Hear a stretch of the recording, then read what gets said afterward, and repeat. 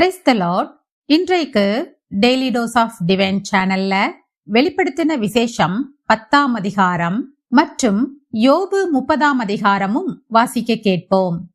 கர்த்தாவே, உம்முடைய வேதத்தில் உள்ள அதிசயங்களை பார்க்கும்படிக்கு எங்கள் இருதயத்தின் கண்களை திறந்தருளும் சுவாமி. ஆமேன். வெளிப்படுத்தின விசேஷம் 10ஆம் அதிகாரம். பின்பு பலமுள்ள வேறொரு தூதன் வானத்திலிருந்து இறங்கி வர கண்டேன். மேகம் அவனை சூழ்ந்திருந்தது. அவனுடைய சிரசின் மேல் வானவில் இருந்தது. அவனுடைய முகம் சூரியனைப் போலவும் அவனுடைய கால்கள் அக்கினி ஸ்தம்பங்களைப் போலவும் இருந்தது. திறக்கப்பட்ட ஒரு சிறு புஸ்தகம் அவன் கையில் இருந்தது. தன் வலது பாதத்தை சமுத்திரத்தின் மேலும் தன் இடது பாதத்தை பூமியின் மேலும் வைத்து சிங்கம் கெர்ச்சிக்கிறது போல மகா சத்தமாய் ஆர்ப்பரித்தான். அவன் ஆர்ப்பரித்த போது 7 இடிகளும் சத்தமிட்டு முழங்கின. அவ்வேழு இடிகளும் தங்கள் சத்தங்களை முழங்கின போது நான் எழுத வேண்டும் என்றிருந்தேன். அப்பொழுது 7 இடி முழக்கங்கள் சொன்னவைகளை நீ எழுதாமல் முத்திரை போடு என்று வானத்திலிருந்து ஒரு சத்தம் உண்டாக கேட்டேன்.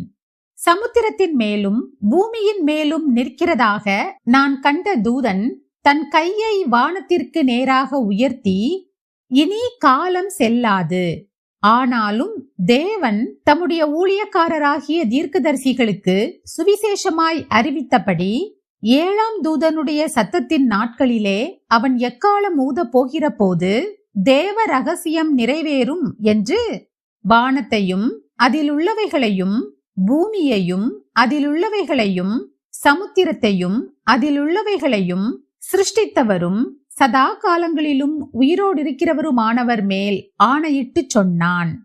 நான் வானத்திலிருந்து பிறக்க கேட்ட சத்தம் மறுபடியும் என்னுடனே பேசி, சமுத்திரத்தின் மேலும் பூமியின் மேலும் நிற்கிற தூதனுடைய கையில் இருக்கும் திறக்கப்பட்ட சிறு புஸ்தகத்தை நீ போய் வாங்கிக்கொள் என்று சொல்ல, நான் தூதனிடத்தில் போய் அந்த சிறு புஸ்தகத்தை எனக்கு தாரும் என்றேன்.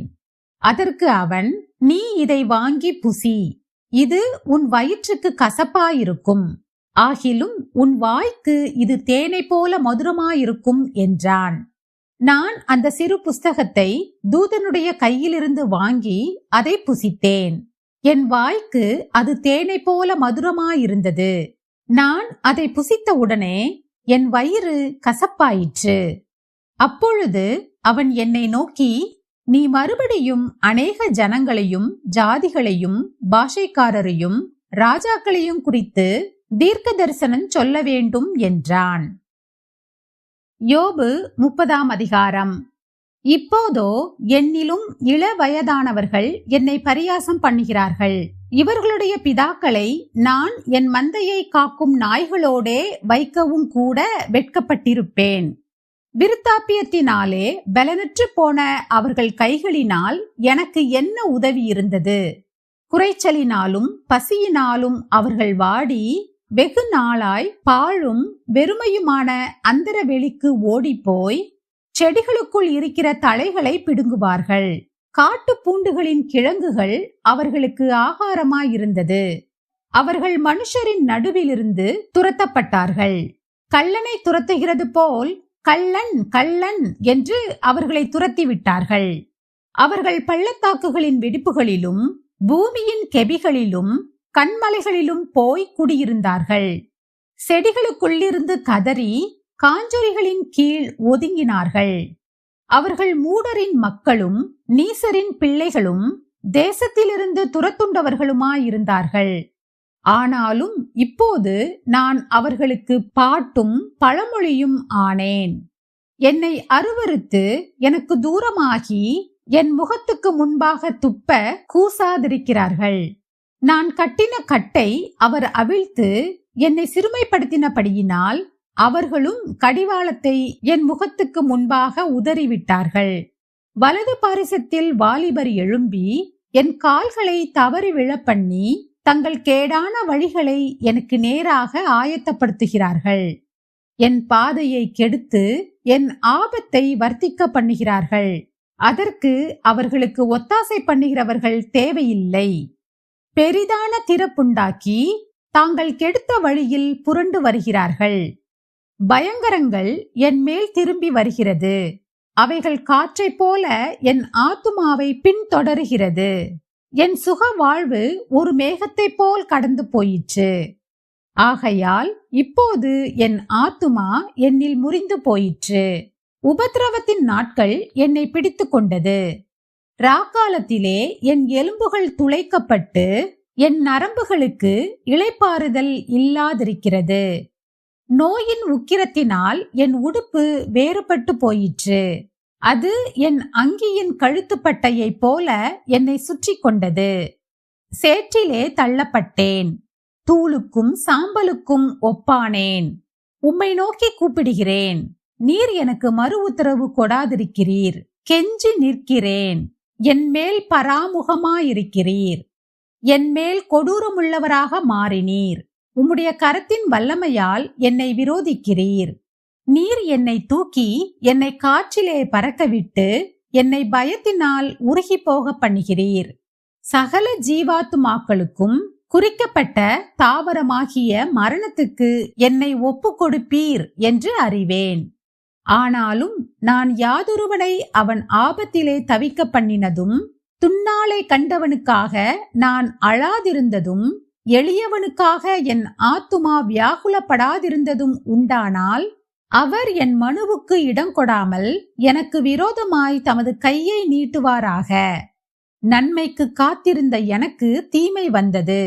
வெளிச்சத்தை வர பார்த்து கொண்டிருந்த எனக்கு இருள் வந்தது. என் குடல்கள் கொதித்து அமராதிருக்கிறது. உபத்திரவ நாட்கள் என் மேல் வந்தது. வெயில் படாதிருந்தும் நான் கருகருத்து திரிகிறேன். நான் சபையிலிருந்து எழுந்திருக்கும் போது அலறுகிறேன். நான் மலை பாம்புகளுக்கு சகோதரனும் கோட்டான்களுக்கு தோழனும் ஆனேன். என் தோல் என் மேல் கருத்து போயிற்று. என் எலும்புகள் உஷ்ணத்தினால் காய்ந்து போயிற்று. என் சுரமண்டலம் புலம்பலாகவும் என் கிண்ணறம் அழுகிறவர்களின் ஓலமாகவும் மாறின. நாம் ஜெபிப்போம். அன்புள்ள இயேசு சுவாமி, இந்த அருமையான காலை வேளையை தந்ததற்காக உமக்கு நன்றி ஏசப்பா. இந்த புதிய நாளை காண செய்த தயவுக்காக உமக்கு நன்றி ஏசப்பா. இந்த நாளிலும் நாங்கள் செய்ய போகிற ஒவ்வொரு காரியங்களையும் நீர்தாமே பொறுப்படுத்திக் கொள்ள வேண்டுமாறு ஜெபிக்கிறேன். எங்களை போக்கிலும் வரத்திலும் பாதுகாத்துக் கொள்ள வேண்டுமாறு ஜெபிக்கிறேன் அப்பா. எங்கள் பிள்ளைகள் ஒவ்வொருவரையும் உம்முடைய சட்டைகளின் மறைவில் வைத்து கண்ணின் மணியை போல பாதுகாத்துக் கொள்ள வேண்டுமாறு ஜெபிக்கிறேன். கையின் பிரயாசங்களை வாய்க்கச் செய்திருளும். கையிட்டு செய்கிற ஒவ்வொரு காரியங்களையும் நீர்தாமே ஆசீர்வதித்து கொடுத்துள்ள வேண்டுமாறு ஜெபிக்கிறேன் அப்பா. படிக்கிற பிள்ளைகளுக்கு நல்ல ஞானம், ஞாபக சக்தி, சமயோசித்த புத்தியை கொடுத்துருளும் அப்பா. வேலை செய்கிற பிள்ளைகள் ஒவ்வொருவரையும் நீர்தாமே ஆசீர்வதிக்க வேண்டுமாறு ஜெபிக்கிறேன். வயதான பெரியவர்களுக்கு நீர்தாமே நல்ல சுகம், பலன், ஜீவன் கொடுத்து நீண்ட ஆயுசை கொடுத்துள்ள வேண்டுமாறு ஜெபிக்கிறேன் அப்பா. இப்பொழுதும் என்னோடு ஜெபித்துக் கொண்டிருக்கிற ஒவ்வொரு பிள்ளைகளுடைய மனதிலும் உம்முடைய தெய்வீக சந்தோஷத்தையும் சமாதானத்தையும் கொடுத்துள்ள வேண்டுமாறு ஜெபிக்கிறேன். எல்லா காரியங்களையும் நீங்க பொறுப்படுத்திக் கொள்ளுங்க, வழி நடத்துங்க, ஆசீர்வதிங்க. இயேசு கிறிஸ்துவின் மூலமாக ஜெபம் கேளும் எங்கள் ஜீவனுள்ள நல்ல பிதாவே, ஆமேன்.